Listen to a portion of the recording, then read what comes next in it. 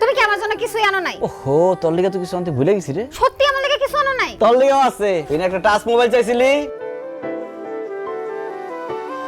আচ্ছা, আপনি বিদেশ থেকে আইছেন ভালো কথা, তাই বলে সবার জন্য এত কিছু নিয়ে আইতে কেন? কি বললা পারুল? আপনার সাধ্য অনুযায়ী আনেন, এক একজনের 10টা 20টা করে দেওয়ার কি দরকার? তুমি ভাবছো খালি আব্বা আম্মা বোনের জন্য আনছি, তোমার জন্য কিছু আনি নাই। তোমার কানের স্বর্ণের দুল, গলার স্বর্ণের চেইন। আমার এইসবের দরকার নাই। আপনি এতদিন পর দেশে আইছেন, আমার আপনারে দেখেই খুশি। আপনারা এখান তো দেখতে সব ছোট ছোট মাছ, বড় মাছ নাই। একটা মাছ ছিল, এটা এই যে সিদ্দিক ভাই নিয়ে গেছে।